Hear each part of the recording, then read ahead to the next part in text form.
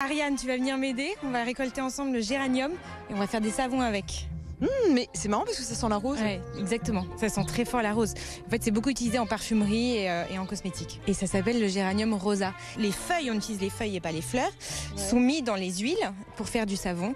Et il est saponifié à froid, c'est-à-dire qu'il n'est pas cuit. Et donc, il est fait de manière très artisanale et on conserve tous les bienfaits en fait des feuilles et des huiles à l'intérieur du savon. Mais pour créer tes savons, tu dois récolter combien de grammes en moyenne? Écoute, c'est 1 gramme de feuilles par savon. Donc là, on en fait 600 grammes aujourd'hui pour 600 savons.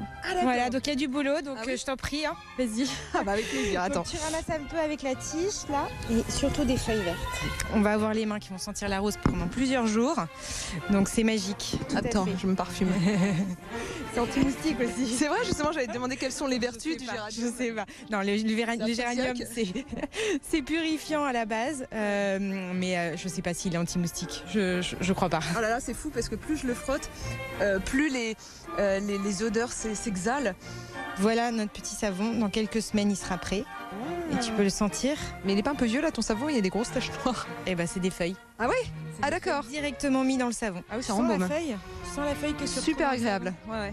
Pourquoi tu as choisi d'utiliser uniquement les plantes du potager du roi et pas autre part? Notre objectif, c'était de faire de la cosmétique locale. L'objectif, c'était vraiment de réduire notre impact écologique. Et donc, quand on s'est intéressé à ça, en fait, on a ressorti des recettes de beauté historiques et utilisé les plantes du potager, de leur potager d'à côté, de chez eux.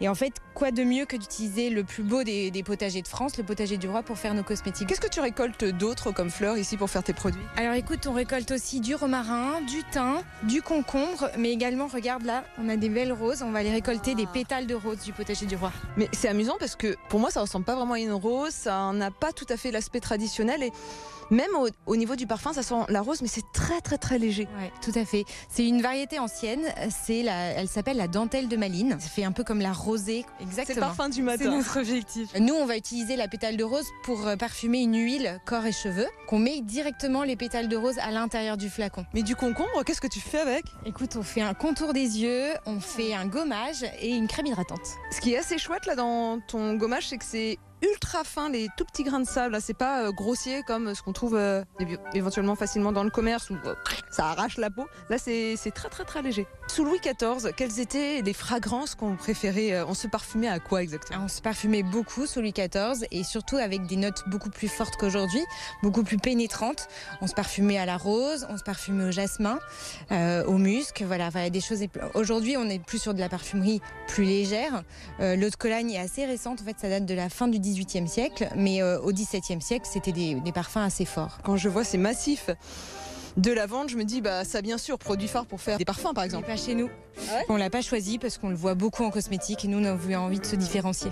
Et où est-ce qu'on peut les trouver, tes produits? Donc on est d'abord à la boutique du potager du roi à Versailles, et puis en pharmacie surtout, et puis sur notre site internet. D'accord, et ça coûte combien? Écoute, on est dans une tranche entre 20 et 50 euros, donc c'est abordable. C'est quand même un petit budget, hein? C'est un petit budget, c'est les ingrédients français, c'est made in France, donc voilà, effectivement ça coûte cher, mais surtout tu pourras tester toi-même. Wow. Voilà les produits Mademoiselle Saint-Germain. Super! De quoi faire de moi une vraie reine de beauté. À vous aussi d'essayer, pourquoi pas. Bye bye.